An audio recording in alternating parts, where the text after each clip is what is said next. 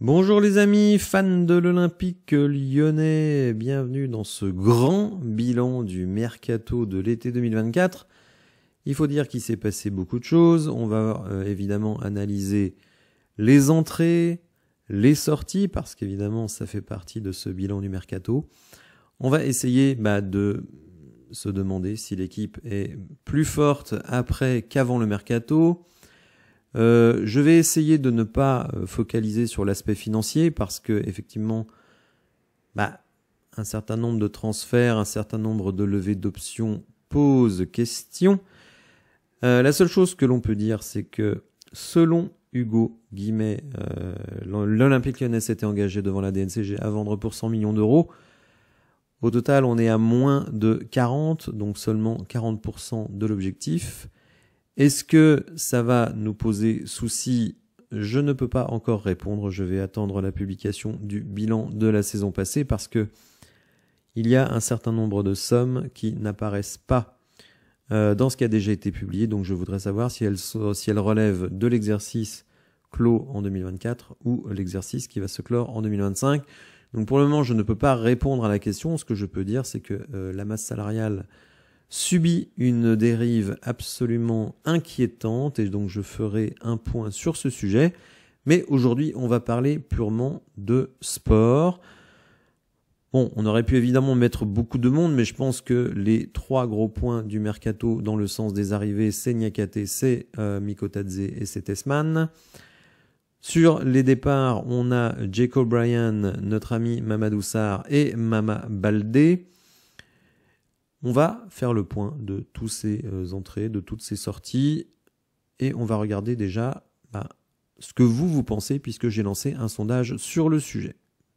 Alors vous avez été 976 à vous exprimer sur le mercato d'été.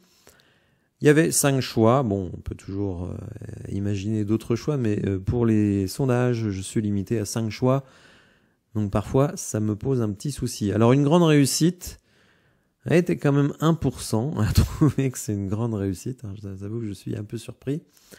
5% à considérer ça comme une réussite. C'est bien. 33% moyen, 36% insatisfaisant et 24% un fiasco. Donc quand même 60%, on va dire, à ne pas être content. 33% à trouver ça correct.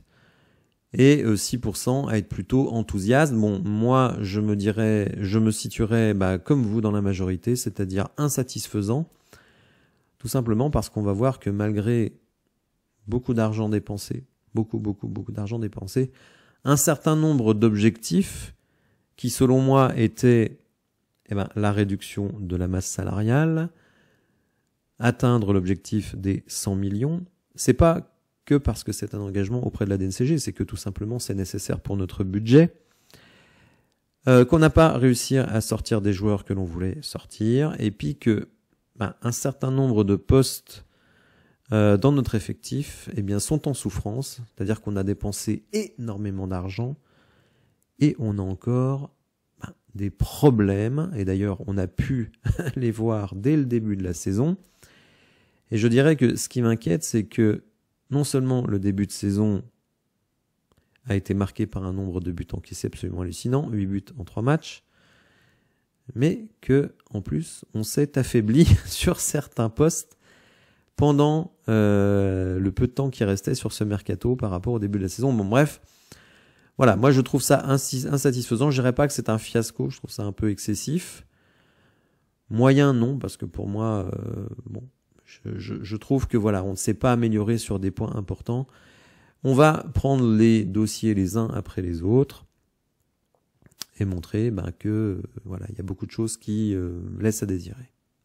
Alors un premier point que je voudrais dire, c'est la valeur totale de nos joueurs. Donc Transfermarkt l'évalue à 256 millions. Ce qui n'est pas super par rapport à certaines époques à l'Olympique lyonnais. On avait des valeurs qui étaient largement supérieures à 300 millions. Pourquoi c'est important? Eh bien parce que dans son modèle de fonctionnement, et pour le moment c'est encore le cas, l'OL est obligé de vendre énormément pour pouvoir tenir la route, pour pouvoir satisfaire non seulement à la DNCG, mais aussi au fair play financier, puisque maintenant que nous sommes revenus en Coupe d'Europe, nous sommes soumis aux règles du fair play financier. Bon, il se trouve qu'elles ne sont pas très éloignées de la DNCG, mais il y a quand même des différences. Par exemple, la DNCG accepte qu'un actionnaire vienne combler les trous, alors que le fair play financier est beaucoup plus sévère sur ce sujet, même si ils ont un petit peu assoupli les règles, notamment en termes de déficit, il y a 2 ans, tout simplement pour tenir compte du Covid, hein, qui a eu un impact dans toute l'Europe. Donc, bon, ce qui me gêne, c'est qu'effectivement, je trouve que dans l'effectif que nous avons actuellement, eh ben, on n'a pas tellement de grosses valeurs marchandes. On l'a vu cet été, puisque finalement, il y a des joueurs qui étaient relativement bien cotés par Transfermarkt, mais qui ne sont tout simplement pas partis. Et donc, si on déroule les grosses valeurs de notre effectif, alors il y en a certaines autres qui sont sous-estimées. Transfermarkt, c'est pas la Bible, faut bien se le dire. Par exemple, Lucas Perry, à l'évidence, vaut plus que 6 millions. Je pense que, sans être déconnant, on peut situer sa valeur aux alentours de 20 millions. À l'inverse, on voit bien qu'Anthony Lopez, lui, ne vaut pas 4 millions, surtout avec un salaire important. On voit par exemple que Niakate, qui a été acheté 32 millions, eh bien, sur Transfermarkt est évalué à la moitié. Donc vous avez dépensé 32, et finalement, la réelle valeur du joueur, elle est plutôt aux alentours de 15-20. Et encore, on a un joueur qui a 28 ans, qui, normalement, est un peu au sommet de sa carrière, et donc, qui a signé pour 4 ans, donc sa valeur va plutôt baisser avec le temps. Si on continue de dérouler, par exemple, on nous met Tagliafico, mais Tagliafico est en dernière année de contrat, donc en réalité, il vaut 0, Tagliafico, puisqu'il va partir gratuitement. Maitland Niles, lui, a pris de la valeur, puisque vous l'avez acheté gratuitement. Mata, bon, reste à peu près au niveau où il était. Tanner au niveau d'achat. Matic, on nous dit 3 millions, mais c'est quasiment impossible de transférer Matic avec un salaire absolument dingo. On voit que Maxence Cacré, lui, évalué à 20, on a bien vu qu'il n'y avait pas de preneur, tout simplement. Et d'ailleurs, ça me permet de faire une petite digression. Je suis souvent sévère avec l'ami Romain Molina, à mon avis à juste titre, notamment quand il aborde certains sujets. Mais sur le cas de Maxence Cacré, il a donné, je dirais, une analyse très intéressante, puisque en gros, il a parlé de la difficulté dans le marché actuel de recaser les joueurs moyens. Ce qu'on appelle les joueurs mid. C'est-à-dire, c'est pas des stars, c'est pas des quiches, ils sont entre les deux. Alors le problème de Maxence Cacré, c'est qu'effectivement, c'est un mid, un joueur moyen, moi je dirais moyen plus, mais avec un salaire de joueur supérieur, de joueur premium. Or, comme il y a une crise globale en Europe, notamment sur les droits télé, qui baissent à peu près partout, sauf en Angleterre, il y a quand même une crise économique, qu'il y a beaucoup d'inflation, etc., etc., eh bien, c'est très difficile de recaser des joueurs mid avec des gros salaires, comme ça pouvait être le cas avant. Donc, les très bons joueurs, eux, vous arrivez à les refourguer sans problème. Mais par contre, les joueurs moyens, c'est très compliqué, tout simplement parce qu'ils vont aller dans des clubs moyens, sans vouloir être désobligeant, mais par exemple, en Espagne, vous allez avoir des Séville, des Séville, des Betis Séville. En Italie, vous allez avoir des AS Roma ou même Atalanta, etc. En Allemagne, ça va être des Francfort, trucs comme ça. Et en Angleterre, vous avez des Fulham. Et justement, Fulham, c'est un club qui a fait des propositions pour plusieurs de nos joueurs. Donc il y avait Ryan Cherki, il y avait Ernesto Nuama. Et l'année dernière, je ne sais pas cet été, mais il y avait Maxence Cacré. Et même s'il y a beaucoup d'argent en première ligue, eh bien, ils ne veulent pas dépenser trop de blé. Surtout pour des joueurs dont ils ont une certaine incertitude, d'autant que Maxence Cacré a un profil physique qui pourrait tout à fait ne pas s'adapter à la première ligue, tout à fait comme Ryan Cherki d'ailleurs. Donc bref, vous voyez, Maxence Cacré évalué à 20 millions, mais on voit bien que 20 millions, c'est surestimé. On descend dans les évaluations, on voit que Ryan Cherki est évalué à 25, là aussi, on sait très bien que ça n'est pas le cas. surtout s'il ne prolonge pas. Là, sa valeur maintenant, elle est quasiment de zéro. Hein. C'est-à-dire que si vous le transférez au mois de janvier, vous obtenez 10 millions, vous êtes content. Hein.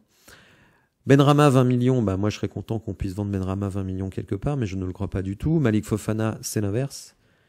Évalué à 15, mais avec une valeur montante. Wilfried Zaha étant prêt, donc les 11 millions, il faut les oublier. Et Nuama, acheté 28 et considéré à 18. Alors je rappelle que Fulham, justement, avait fait une proposition à 19 millions. L'Olympique Lyonnais conservait 30% des droits du joueur. Alors certains m'ont dit, oui, non, mais ça peut pas être des droits du joueur, ça n'existe pas, la multipropriété, etc., etc. Donc en fait, c'est 30% à la revente et ça revient au même. Mikotadze, 20 millions, ça me paraît cohérent. Orban, 15, ça me paraît cohérent. Lacazette, 9, 10, ça me paraît cohérent. Mais vous voyez que globalement, on n'a pas de joueur vraiment premium. Celui qui peut éventuellement le devenir, c'est Malik Fofana, hein, qui est vraiment un joueur en pleine explosion, qui n'a que 19 ans.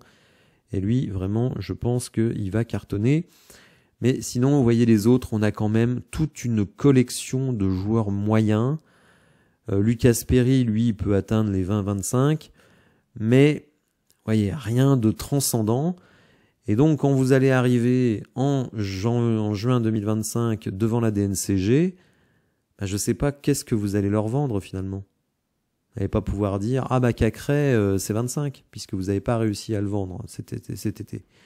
Ryan Cherki, même s'il prolonge, on ne peut pas dire « Ah bah j'ai Ryan Cherki, c'est 25 ». Donc moi je trouve que c'est un problème énorme.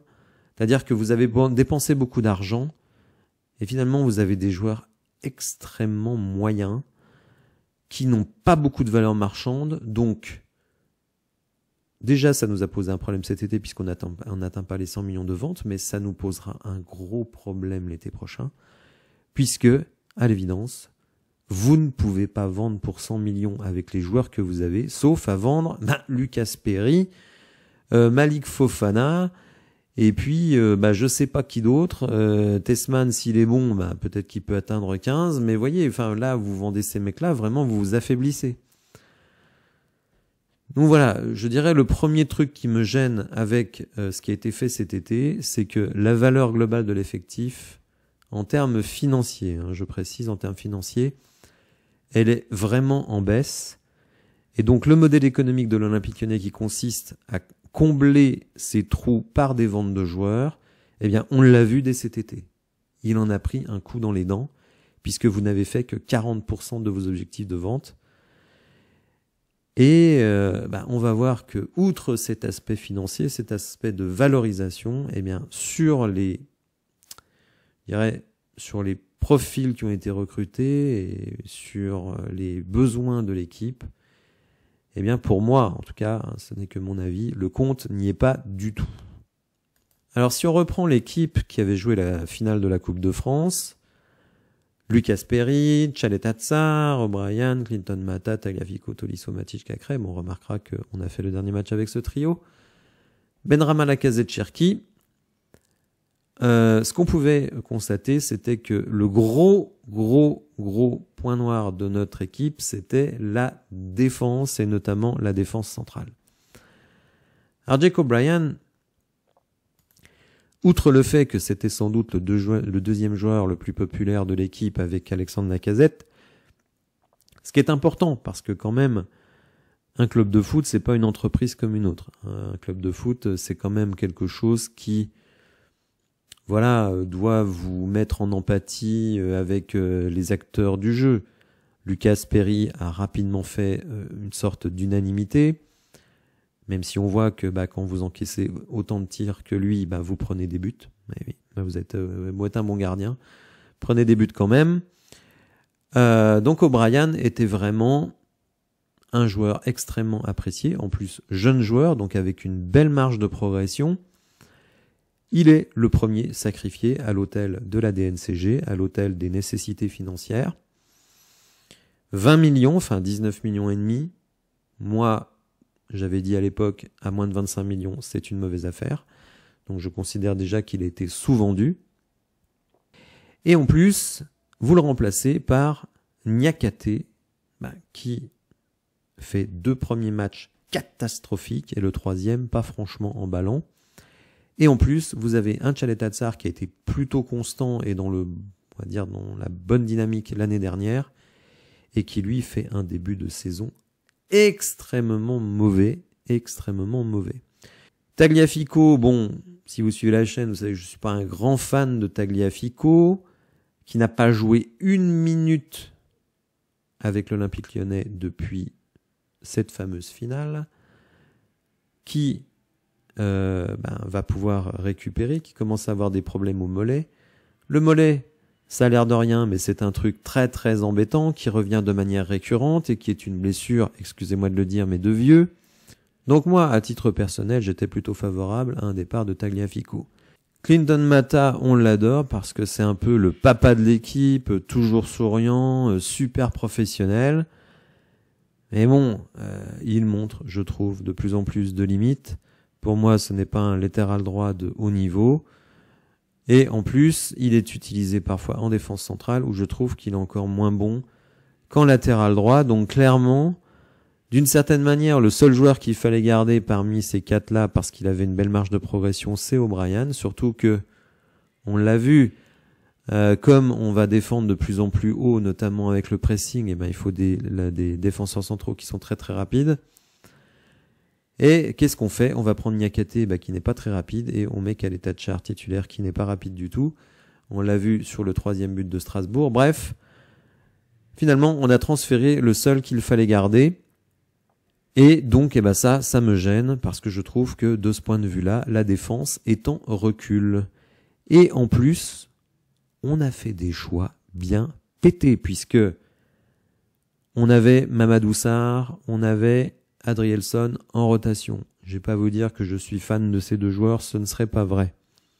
Néanmoins, Mamadou Sarr part, pas remplacé. On recrute Omari. Omari qui pour moi est un des pires joueurs de Ligue 1. Donc, on se dit, on se retrouve avec Omari Adrielson. Et en plus, qu'est-ce qu'on apprend? Qu'Adrielson va être prêté à Botafogo. Donc là, vraiment, je trouve que la bérésina totale de ce mercato, c'est la défense. Puisqu'on a à gauche Tagliafico et Abner.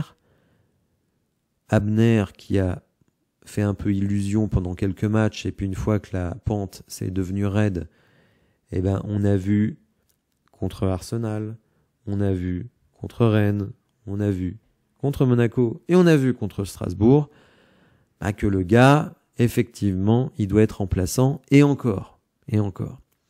Tagliafico, lui, porté disparu. Je pense qu'il faut lancer un avis de recherche pour Tagliafico, et même quand il est là, moi, il ne me plaît pas. Donc, je trouve cette défense abominable. En un mot. Et en plus, malgré les 150 millions de dépenses, on ne l'a pas amélioré puisque on a Niakate et en plus, on s'est privé de rotation. Donc, de ce point de vue-là, je trouve qu'on n'a pas du tout progressé. Au milieu de terrain, alors ce milieu de terrain, certains diront, mais oui, mais c'est quand même avec ce milieu de terrain qu'on a fait une grosse deuxième partie de saison. C'est vrai. Mais Tolisso prend de l'âge, Matic prend de l'âge, et Cacré fait un début de saison qui n'est pas satisfaisant, loin de là. En rotation, désormais, vous avez Tessman, qui arrive de 2e division italienne. Alors certains disent, ah bah oui, mais Verratti, il venait de 2e division italienne. Ah bon, d'accord. Bon bah ok, on prend tous les mecs de 2e division italienne, ça devient Verratti. Non mais faut être sérieux 2 secondes. Ce mec-là, sous contrat jusqu'en 2025, il est encore libre la dernière semaine du mois d'août. Donc moi je le connais pas, peut-être qu'il va être bon, d'ailleurs j'espère qu'il est bon. Pierre Sage lui-même le décrit comme une sorte de Matic. Bon bah ok, moi je veux bien, mais j'attends de voir. Et vous avez Diawara. Diawara, on le connaît bien, mais on voit bien que Pierre Sage n'a pas tellement confiance en lui, puisqu'il le fait très très peu jouer. Et donc, hormis ces 5 défenseurs, ces 5 milieux de terrain, rien, pas de nouveauté. Or, ça me paraissait vraiment des postes où il fallait absolument régénérer l'effectif. Et ça n'a pas été fait, donc je trouve que la défense, pour moi, est en baisse. Parce que les arrivants, Abner et Niakate, ne me convainquent pas, et Omari, je vous en parle même pas. Et en plus, ceux qui restent ne me satisfont pas, que ce soit Tagliafico ou Mata. Et en plus, on a laissé partir des joueurs. Adrielson qui s'est préparé tout l'été vraiment parce qu'il pensait avoir du temps de jeu. Au final, il s'en va 4 mois. Il va revenir au mois de janvier. Et ça, vraiment, c'est quelque chose que je ne supporte pas. Hein, je vous le dis tout de suite. Hein, ça, vraiment, c'est quelque chose qui me hérisse le poil.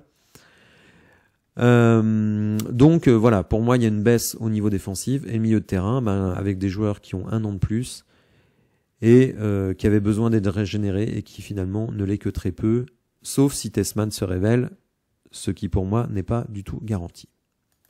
Alors si on prend maintenant les joueurs un par un, on va évidemment faire ça. Donc sont arrivés Rémi Descamps, en gardien remplaçant. Bon, joueur qui a peu joué, alors pas cher, petit salaire, grand malgré tout, puisqu'il fait à peu près la même taille que Perry. Mais le point noir, évidemment, c'est qu'on n'a pas réussi à sortir Lopez, qui est un salaire très important et qui maintenant est 3e dans la rotation. Alors, est-ce qu'on va lui racheter son contrat, etc., etc. Je ne sais pas, mais en tout cas, ça va coûter du pognon. Il est encore là, sauf si, avant que certains mercatos ferment, notamment la Turquie, la Grèce, etc., qui finissent plus tard. Je ne sais pas, en tout cas, à date, il est toujours là, et ça, c'est un fiasco. D'ailleurs, sur les sorties, globalement, on n'a pas été bon du tout. Arrivée de Niakate, alors je pense que Niakate quand même, c'est pas si mal, mais c'est cher. Omari, je l'ai déjà dit, pour moi, un des pires joueurs de Ligue 1, donc je ne suis pas du tout content de cette arrivée, mais alors pas du tout. D'ailleurs, je l'ai souvent dit, je trouve que Diomandé est supérieur, et peut-être que certains, au final, se diront, ah tiens, Ted, il avait raison. Tchaleta Tsar, pour moi, niveau remplaçant, mais titulaire, et qui fait un début de saison dégueulasse, il n'y a pas d'autre mot. Donc, je ne peux pas vous dire que je sois satisfait de la défense. Adrielson, je ne suis pas fan, mais au moins, c'est un décès, je dirais, expérimenté, intense. Donc, je préfère l'avoir que ne pas l'avoir, surtout quand on n'a pas de rotation. Lovren, qui lui aussi est toujours là avec son gros salaire, qui n'a pas joué depuis quasiment 1 an. D'ailleurs, certains me disent « Ah, mais si on a des décès, on a Lovren. » Ouais, d'accord. Ouais, ok, on a Lovren. Bon, bref. Donc, évidemment, sur ces sujets-là, je ne suis pas content du tout. Abner, donc lui, a vocation à être remplaçant, mais comme le titulaire ne me satisfait pas non plus, donc vous le comprenez, je ne suis pas du tout content de la défense. Maitland Niles en latéral droit ou piston, ça me va, ça me choque pas. Loin de là, bon, Koumbedi, j'ai jamais aimé, c'est pas maintenant que ça va commencer. Puisque je l'ai vu avec les U19, il continue finalement à défendre comme il a toujours défendu, c'est-à-dire en tirant le maillot et en agrippant les adversaires, donc non. Mata, très grand professionnel, mais limité pour moi. Le cœur ne suffit pas. Recrue au milieu de terrain, Tessman, donc là aussi, qu'est-ce que ça vaut? Je ne sais pas. Donc je peux pas dire que je sois content, mais je ne sais pas ce qu'il vaut. Et sinon, statu quo pour tous les autres joueurs. Cherki, Cacré qui devait partir, donc je dirais double peine d'une certaine manière, puisque ça ne renfloue pas les caisses, puisqu'il n'y a pas de transfert, et en plus, ça maintient un gros salaire, donc ça vient plomber la masse salariale. Après, sur la qualité du joueur, moi, comme je l'ai dit en début de vidéo, pour moi, c'est un joueur moyen plus. C'est pas une star mondiale, c'est pas une quiche. Ça peut faire la maille, mais honnêtement, j'avais plus d'ambition pour l'Olympique Lyonnais au milieu de terrain. Tolisso, de toute façon, Tolisso, je dirais intransférable. Certes, il a fait un très bon match contre Strasbourg, mais bon, ça reste des performances relativement isolées. Salaire colossal, plus de 30 ans désormais, évidemment, intransférable. Donc, je peux pas reprocher à la cellule de recrutement de ne pas l'avoir, de pas avoir trouvé de porte de sortie, tout simplement parce que je pense que Tolisso, il ne veut pas partir. Il a encore 3 années de contrat. Qu'est-ce que vous voulez qu'il parte, Tolisso? Il ne partira pas. Cherki, c'était un des feuilletons de l'été et c'est un des fiascos de l'été. Fiasco pour le club, qui n'a pas réussi à trouver une porte de sortie pour Cherki. Et pour Cherki lui-même, qui rêvait du Paris Saint-Germain, qui rêvait du Borussia Dortmund, qui rêvait peut-être un peu moins du RB Leipzig, et qui finalement s'est retrouvé avec des propositions de la Fiorentina, de, je sais plus, West Ham, Fulham, enfin bon, je sais plus trop, Everton, enfin bon.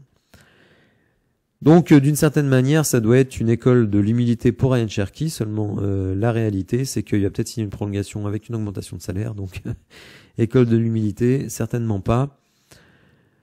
Donc bon, là-dessus, fiasco total. Benrahma, donc, dont l'option d'achat a été levée, 14 millions, je trouve ça dingue.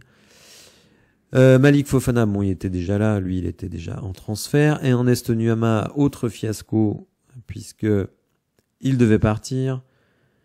Si il partait, on arrivait à quasiment 70 millions de ventes. Je pense que on aurait pu dire à la DNCG, ouais, on n'a pas eu de bol avec Cherki, tatati, tatata, mais on va trouver des solutions et tout. Bon, Nuama qui, au final, est resté au tout dernier moment. Alors, d'une certaine manière, il montre qu'on peut résister à Textor, puisque Textor voulait l'envoyer à Everton et à Fulham. Lui, il a dit finalement non, je ne veux pas, je veux m'imposer à Lyon. Même chose d'ailleurs pour l'ami Mama Baldé, hein, qui ne voulait pas aller à Botafogo, qui certes a été transféré, mais bon, à Brest, et il va jouer la Ligue des Champions. Je pense pas que ce soit une punition pour lui. Georges Mikotadze, bon recrutement, en plus pas cher. Bon recrutement, bon deal, mais casse-tête tactique. Et je ferai une vidéo cette semaine sur la tactique, comment organiser notre attaque avec 3 numéros 9 qui peuvent potentiellement jouer beaucoup, Mikotadze, Orban et Lacazette, et en plus si on ajoute le jeune Molébé, vous avez 4 numéros 9, alors que la saison passée on a joué quasiment tout le temps 4-1-4-1. Certes, on a fait du 3-5-2, est-ce que ça a vocation à perdurer? Je n'en suis pas sûr quand on voit les trous que ça laisse sur le plan défensif. Donc justement, ça j'y reviendrai dans ma vidéo tactique. Donc si on veut faire le bilan, je trouve qu'on a raté les sorties, clairement. Qu'on se retrouve avec énormément d'ailiers, alors que on va peut-être jouer beaucoup en 3-5-2, puisqu'il faut évidemment rajouter Wilfried Zaha. Bon, j'ai pas vraiment insisté sur lui parce qu'il est en prêt, hein, donc bon, et en plus, je vois pas ce qu'on va faire de Wilfried Zaha. Bon joueur sans doute, prêté par Galatasaray, mais comment l'utiliser, ça c'est un vrai souci. On se retrouve, je dirais, avec une pénurie de défenseurs centraux, une pénurie en quantité et en qualité. Alors il me semble quand même que la défense centrale c'est important dans une équipe, et la défense tout court, et je trouve qu'en défense on a que des Brel ou des quasi-Brel, clairement. Pour moi, tous ces mecs-là, vous voyez là, de Niakate, Maitland Night, je le mets un peu de côté, jusqu'à Mata, pour moi c'est du Moyen-As. C'est du Moyen-As, mais de chez Moyen-As. D'ailleurs, il suffit de voir les valeurs, les amis. Vous avez aucun mec au-dessus de 10 millions. Le seul qui est au-dessus de 10 millions, c'est Niakate, mais parce qu'il vient de Première Ligue et qu'il a été acheté 32. Donc c'est du archi Moyen-As. Donc j'espère qu'on va mettre beaucoup de buts, parce que je peux vous dire, on va en encaisser un paquet. Parce qu'en plus, non seulement c'est Moyen-As, mais on perd Adrielson, qui n'est pas un génie des temps modernes, mais qui au moins permettait d'avoir des rotations. Donc, voilà. Pour moi, mercato insuffisant. Comment peut-on faire un mercato insuffisant quand on a dépensé 150 millions? Eh bien, c'est l'exploit qu'a réussi l'Olympique Lyonnais. Alors, qui blâmer? Parce que c'est toujours le problème. On ne sait pas exactement qui fait quoi dans ce club. On a l'impression qu'un certain nombre de recrues, c'est du Textor.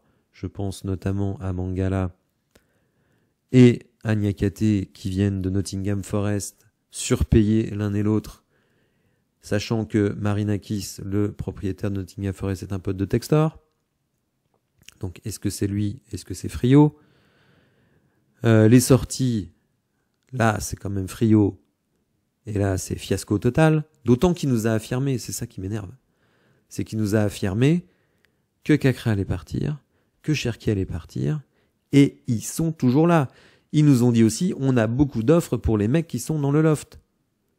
Alors, Amin Sarr est parti, mais c'est un prêt, donc il va revenir. Diomandé, vous le cédez gratuitement. Alors certes, il y a un pourcentage à la revente, mais vous êtes obligé de le donner pour qu'on vous le prenne. Donc pour moi, c'est pas une bonne sortie. Et bah, vous avez gardé Akoukou, vous avez gardé Lovren, vous avez gardé Lopez. Donc des salaires comac, des salaires de ouf, qui sont encore dans cette masse salariale. Donc autant la saison passée, je trouvais qu'on avait été bon sur les sorties, autant cette année, ce n'est pas bon. Donc sortie ratée, transfert sous-évalué, j'ai même pas parlé de Le Penant qui est parti en prêt avec une option d'achat de 2,5 millions pour un mec qui va être titulaire en Ligue 1, 2,5 millions, qui a 21-22 ans, qui est un national espoir, 2,5 millions d'options d'achat. Donc non, pour moi, au niveau des sorties, ce n'est pas bon du tout. Au niveau des entrées, bon, d'accord, Mikotadze, Niakate, je dirais si tu le payes 15 millions, je dis ok, Niakate, 15 millions. Mais donc, on a encore des manques impressionnants en défense. On a un milieu de terrain qui est le même que l'année dernière, avec Tessman en plus et Mangala en moins. Est-ce que ça change la donne? J'en suis pas sûr. Et vous avez toute une tripotée d'ailiers pour une équipe qui va peut-être jouer en 4-4-2 ou en 3-5-2, alors qui va peut-être faire du 4-1-4-1 encore. Mais comment vous allez donner du temps de jeu à tous nos ailiers? Fofana, Zaha, Nuama, Benrahma, dont on a vu qu'ils ne pouvaient pas jouer milieu de terrain, parce que c'était vraiment porte ouverte. Donc écoutez, moi je ne peux pas être satisfait de ce mercato, donc je suis d'accord avec la majorité des votants, hein, c'est-à-dire insatisfait à 36%. Évidemment, chacun peut avoir son point de vue, c'était le mien. J'espère les amis que vous avez apprécié la vidéo, si c'est le cas n'hésitez pas à la liker, à vous abonner, à activer les notifications, et je vous dis à très bientôt pour de nouvelles infos, merci, au revoir.